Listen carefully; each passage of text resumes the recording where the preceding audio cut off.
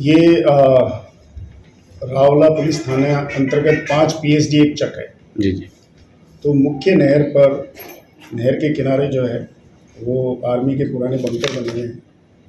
11/5 को पुलिस थाना रावला में ये सूचना मिली कि एक युवक जिसकी उम्र करीब 17-18 साल है, उसकी डेड बॉडी बंकर में रखी हुई है, बंकर में पड़ी है।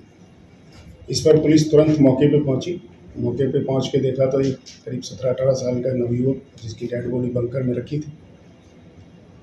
देखने से जो है प्राइमा फेसी ये लगता था, उसके जो मुंह से थोड़ा सा खून आया हुआ था और गले पे कुछ मार्क्स थे, उससे ये लग रहा था कि किसी ने इसकी गला घोंट करके और हत्या की है। चूँकि मौके पे एक मोटरसाइकिल मिली थी, इसके अलावा पुलिस को अन्य कोई वस्तु मौके पे मिली नहीं, तो ये पुलिस के सामने एक बड़ा चैलेंजिंग था। पहले तो उसको डेड बॉडी को आइडेंटिफाई करना, फिर घटनाक्रम के बारे में और अभियुक्तों के बारे में पता लगा। इसी क्रम में जो मृतक आशीष है, उसके बुआ के बेटे पंकज ने, जिसकी की मोटरसाइकिल वो मांग के लाया था, उस मोटरसाइकिल के नंबर के आधार पर उससे जब कांटेक्ट किया तो उसने बताया कि वो मेरे मामे का लड़का है और वो आज सवेरे ही मोटरसाइकिल मेरे से मांग के ले गया था और उसको अपने जो उनका पैतृक गांव है 3 KHM, वहाँ जाने की बोल के गया था। तब उसको मौके पे बुलाया तो उसने आशीष की डेड बॉडी को देख करके और पहचान लिया। इसके बाद उसने अज्ञात मुलजिमों के खिलाफ रिपोर्ट दी हत्या की। वो हमने मुकदमा दर्ज किया अज्ञात मुलजिमों के खिलाफ और इसको एक चैलेंज के रूप में स्वीकार तक करते हुए और कड़ी से कड़ी जोड़ते हुए जो है पुलिस अनुसंधान में जुट गई। मृतक के पास में उसका मोबाइल भी नहीं मिला था। जो मोटरसाइकिल वहाँ खड़ी थी उसकी चाबी भी नहीं मिली। हाँ, मौके पे ये जरूर था कि जो करीब उस बंकर से 30 फीट की दूरी से डेड बॉडी को या किसी व्यक्ति को घसीटने के निशानात आए हुए थे। तो उससे ये आइडिया लगाया गया कि ये इस जगह पे इसके साथ में वारदात करने के बाद में इसकी डेड बॉडी को घसीट करके और बंकर में डाला गया। FSL टीम को भी बुलाया गया। हर संभव प्रयास करने के जो भी एंगल थे उनसे अनुसंधान चालू किया गया। घटनाक्रम के बारे में पूरा पता किया गया कि कहाँ से आया ये, किस तरीके से वारदात हुई। तो जो बैकग्राउंड हमें पता चला, एक तो ये था कि ये जो मृतक आशीष था ये अपने परिवार के साथ में सूरतगढ़ रहता है। इसके दादा दादी 3 KHM में रहते हैं, वहाँ इनकी ज़मीन है और वहाँ इनकी मकान भी बना हुआ है। तो ये अक्सर अपने दादा के पास आया जाया करता था। 3 तारीख को, इसी महीने की 3 तारीख को, जो भागीरथ इसका दादा है, उसके छोटे भाई की पुत्रवधू संजू ने कोई जहरीली वस्तु का सेवन किया था और उसकी मृत्यु हो गई थी। इस संबंध में पुलिस थाना रावला में मृतका के भाई वीरेंद्र ने मुकदमा दर्ज करवाया था उसका दादा दादी के खिलाफ में और पुलिस ने मुकदमा दर्ज करके उसमें अनुसंधान प्रारंभ कर दिया था। आरोप क्या लगे थे सर? आरोप उसमें यही लगाए थे कि दहेज के लिए तंग परेशान करके और उसको मार दिया गया। जी जी। 304B में मुकदमा दर्ज करके और DYSP अनूपगढ़ के द्वारा उसमें अनुसंधान किया जा रहा था।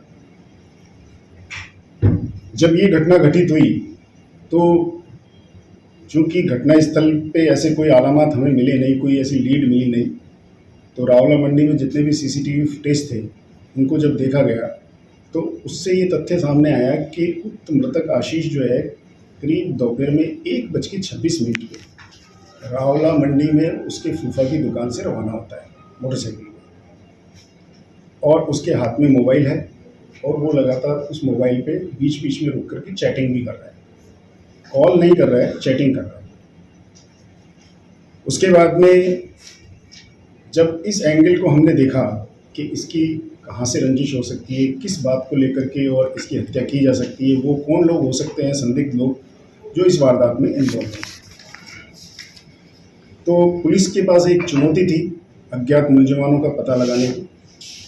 तो हमारे पास जो एक एंगल जो हमें सामने नज़र आ रहा था वो यही था कि कहीं ना कहीं जो 304B का मुकदमा दर्ज हुआ था उसका जो भाई रविंदर है, हो सकता है कि वो इस घटना में इन्वॉल्व हो। इसी आशंका के मद्देनज़र उस पर निगरानी चालू की गई। इन बिटवीन मृतक के मोबाइल की जो सिम उसके पिता के नाम से थी तो चूंकि मोबाइल तो उसका मिला नहीं था, तो उसकी डुप्लीकेट सिम इशू करवाई गई। रविंदर के नहीं, मृतक आशीष उसकी सिम इशू करवाई गई। जब उसकी सिम हमने उसके पिता से इशू करवा करके और उसको मोबाइल में डाल के चलाया, तो हमारी टेक्निकल टीम के सपोर्ट से उसकी इंस्टा पे जो आईडी बनी हुई थी वो हमें मिल गई। उस इंस्टा पे जो उसकी चैटिंग हमने देखी, तो एक रजनी अरोड़ा लड़की के नाम से एक चैटिंग अकाउंट से उसकी चैटिंग होना हमें ज्ञात है।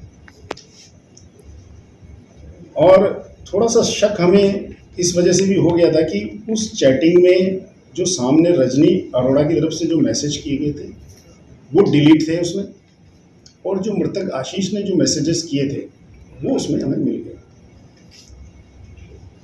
अब उसका ये देखना था कि ये वास्तव में है किसकी। तो हमने जो संदिग्ध थे, जो रविंदर, हमने उसकी कॉल डिटेल निकाली। कॉल डिटेल निकालने से उसकी लोकेशन उस घटना स्थल के आसपास 5 पीएसडी में आई। तो हमारा शक और भी मजबूत हो गया पुलिस का, और फिर पुलिस तमाम तथ्य जुटाने के लिए जो है इसमें अग्रसर हो गई। और अल्टीमेटली जब हम इस नतीजे पे पहुँचे कि कहीं ना कहीं वारदात में ये इन्वॉल्व है, और ये जो चैटिंग है, इस चैटिंग के माध्यम से ही उसको बुलाया गया झांसे में डाल करके। तो हमने सबसे पहले रविंदर को जब राउंड अप किया तो उससे इस बाबत जानकारी ली, उसके फ़ोन को चेक किया, तो उसके फ़ोन में रजनी अरोड़ा के नाम से इंस्टाग्राम की अकाउंट हमें मिल गया। चूँकि उसने मैसेज तो सारे डिलीट कर दिए थे, जो उसने मृतक आशीष को किए थे वो मैसेज उसने सारे डिलीट कर दिए।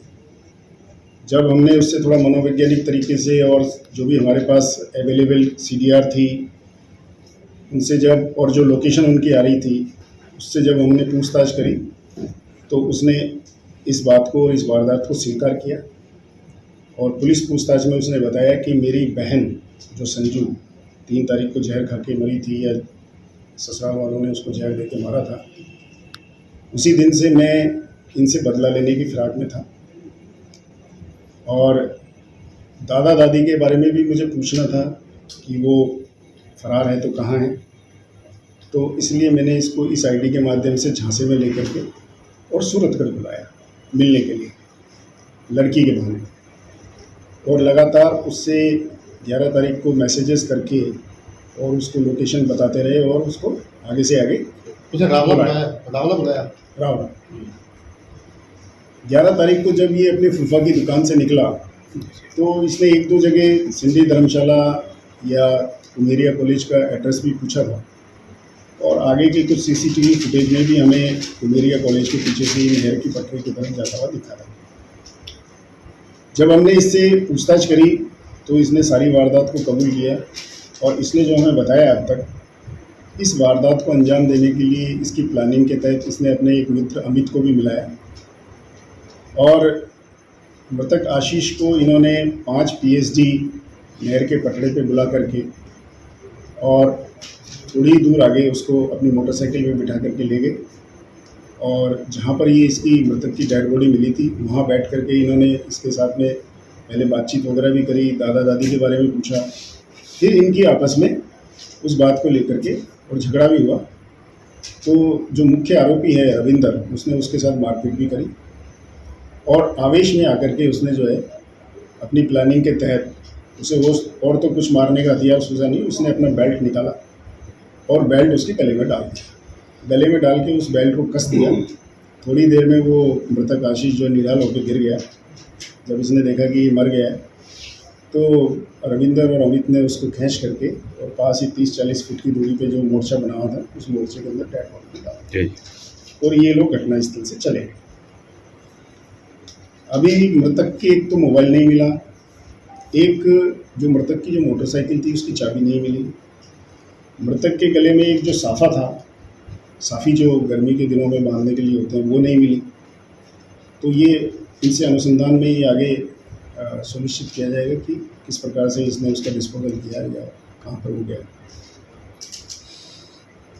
अपने मित्र अमित के अलावा इसने 2 अन्य व्यक्तियों को भी इसमें इन्वॉल्व किया था जी। इसके बारे में भी हम पता लगा रहे हैं।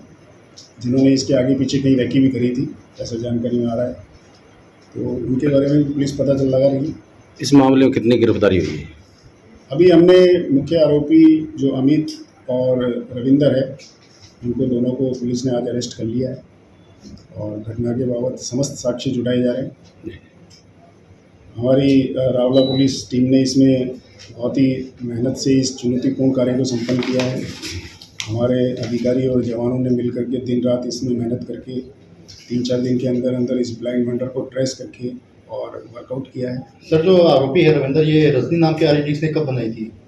ये रजनी अरोड़ा नाम की आईडी तो इसके पास पहले से बनी हुई थी, किसी से इसकी मित्रता थी पहले, लेकिन ये बंद थी, लेकिन इसने बीच में इसको चालू कर लिया वापस। मतलब उसकी अपनी बहन की मौत के बाद? हाँ सर, जब एमजे कॉलेज के पास आया तो इसने शोर शराबा नहीं किया भी आप कौन हो? नहीं, वो तो इसको पहचानता ही था। जब ये वहाँ पहुँचा तो इसने इससे पूछा भी कि रविंदर आप हो? तो उसने कहा हाँ मैं ही हूँ। फिर वहाँ बैठ करके इनकी बात भी। आप जैसे बता रहे हो कि इसको रजनी बन के बुलाया गया था? हाँ, रजनी बल के बुलाया था, लेकिन मृतक के दिमाग में ये था कि मैं तो लड़की से मिलने जा रहा हूँ, कहीं मुझे देख लेगा, इधर उधर बता देगा, तो ये थोड़ा शक पका गया।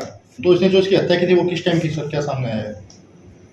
इसने जो वारदात को अंजाम दिया है वो जिस प्रकार से जो सीसीटीवी फुटेज है और हमारे पास में अभियुक्त की जो सीडीआर है और जो मृतक का मोबाइल स्विच ऑफ होने का समय है, उसके अनुसार ये 2-2:30 बजे के आसपास से लेकर के 4 बजे के बीच में इस वारदात को अंजाम दिया। आरोपी रविंद्र और अमित को कहाँ से गिरफ्तार किया गया सर? आरोपी रविंदर और इसको अमित को जो है यही इनके घर से गिरफ्तार किया गया। सर, इस पुलिस को प्रथम सूचना किसने दी कि वहाँ ऐसी हालात में डेड बॉडी पड़ी है? हाँ, पुलिस को जरिए टेलीफोनिक सूचना प्राप्त हुई थी। जी जी। आज पीएचडी के किसी व्यक्ति ने सूचना दी थी जी जी कि यहाँ पर एक डेड बॉडी रखी हुई है। जी जी क्योंकि मोटरसाइकिल कई देर से खड़ी थी वहाँ पर जी। लावारिश, तो किसी ने मोटरसाइकिल को रोक करके आसपास पता किया, नहीं दिखा उसको, उसी के अंदर कोई डेड बॉडी नजर आई तो उसने पुलिस को सूचना दी। सर, विशेष योगदान किसका रहा इस खुलासे में?